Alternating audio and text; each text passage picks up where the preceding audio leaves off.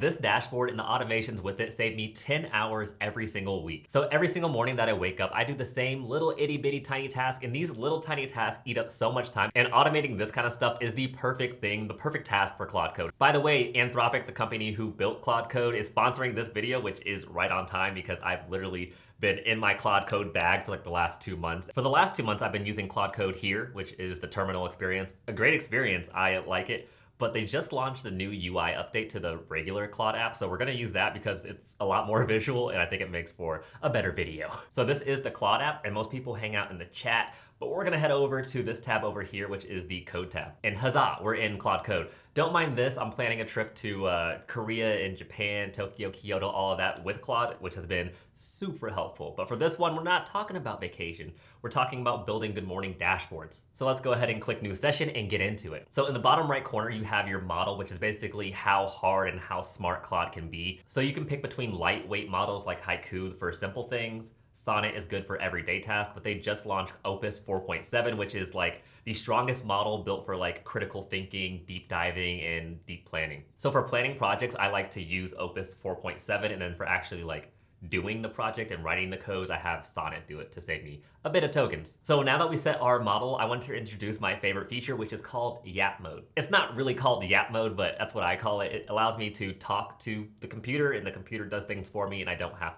to write. This feature works on both the terminal version of Claude Code and the UI version as well. So as you can tell, I am not a designer. And I have this image here that I made very quickly, and this is kind of how I want my dashboard to be. So I'm gonna just paste that in and tell Claude Code, good morning, Claude. I'm working on a good morning dashboard, and I kind of want it to look like this image I just pasted in. For the gold bar, that's gonna be my local weather in Austin, Texas. The red box, let's have that be my items of my calendar that I need to remember today, not the basic ones. For the blue box, let's do emails that I need to get back to. Find the top 3 that are the most important and need my insight, wisdom, and attention. And for those green boxes, I want them to be a carousel of maybe 8 tech news stories that might be interesting for me and for my audience. And that's pretty much it. That's how I'm gonna start this project. But this is the part that a lot of people do not do, and it's my favorite little additional prompt that makes Claude Code experience so much better for me, and the output's golden.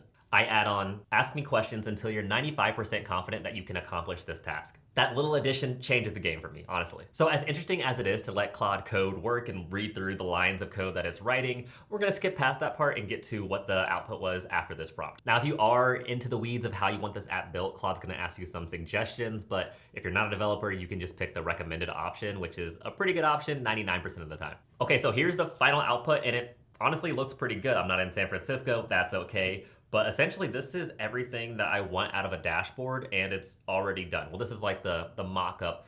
There's something missing from this mock-up. Yeah, this is not my real data. This is just fake data. So I'd like it for it to be a real dashboard that I can actually use, we can actually use to get some value and reduce having to check 7 different apps every single morning. So to fix that, we're gonna use a feature called Connectors that uses MCP. So to set up these connectors, head to Customize, and then Connect Your Apps.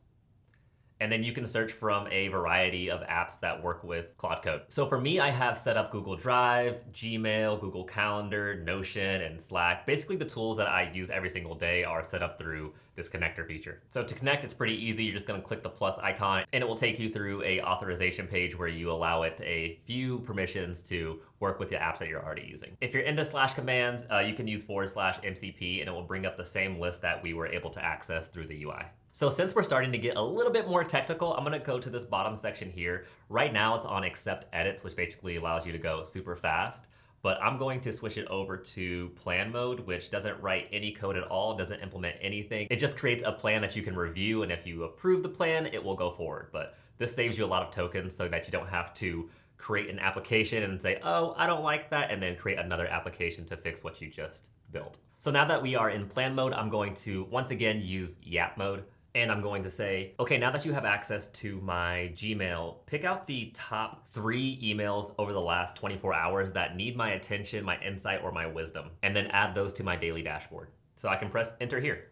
So now it's gonna create a plan to do just that. Now this dashboard refreshes every single morning at like 6 or 7 a.m. We get to pick. but I'm gonna need to do this every single morning, which is why I need to use my next favorite feature, which is called skills. So a skill is a repeatable A to Z instruction that Claude Code can read and understand. It's essentially just a plain text file saved as a markdown if you want to get into it. And if you're gonna do any computer task more than once, like cleaning up your downloads folder or getting the news every single morning, it's best if you put it into a skill. That way, Claude knows how to do the same exact task the same exact way every single time. And you could probably guess by now how I'm gonna create a skill. I'm just gonna talk to the computer one second. I'm going to need you to create 3 skills. One skill that gets the most important emails that I have every single day. The top 3 will be just fine. Another skill that picks out the top 3 meetings that I have or things I have in my calendar for the day. And then one more skill that gets the top 8 most interesting tech stories that me or my audience would find interesting. Create 3 skills for these. So we're just gonna sit back here and let Claude cook up those skills, and it will save it into a skills file that you can read if you want to, but majority of the time, if you're building a skill with Claude natural language, it's gonna one-shot it and do just great. If you want it to absolutely crush it, you can also add that little tiny phrase I said, ask me questions until you're 95% sure that you can accomplish this task, and it'll do a little bit better. I almost forgot I needed to add one more skill, which is gonna be like a wrapper around the other skills so that I can say, run the morning brief skill, and it does all 3 of those automatically. Yap mode again. All right, let's create one more skill that wraps all these skills up in one so that I can say, run the good morning brief, and it will fire all of these sub skills. And since I want this to fire every single morning at like 6 a.m., I can use the schedule feature with natural language, and I can just add on, let's go ahead and run this wrapper skill so it fires every morning at 7 a.m. Then Claude will ask me some clarifying questions. We're just gonna fast forward through that. Otherwise, you're just gonna see me go back and forth for some small little tweaks. All right, without further ado, let's look at the final product of how it actually turned out. Hey, this honestly looks pretty good. Let's see if the carousel works. Oh, perfect. Very nice, very nice. But I'm not really in love with the design, so I'm going to quickly say, I don't really love how it's looking. Let's go ahead and redesign this in Google design language, Apple design language, and Notion design language. And so now I get this little picker at the bottom where I can switch between the different design languages, and I think they're all pretty good. I think I like Apple the best, so I'll probably stick with this one because, ooh, it looks so clean.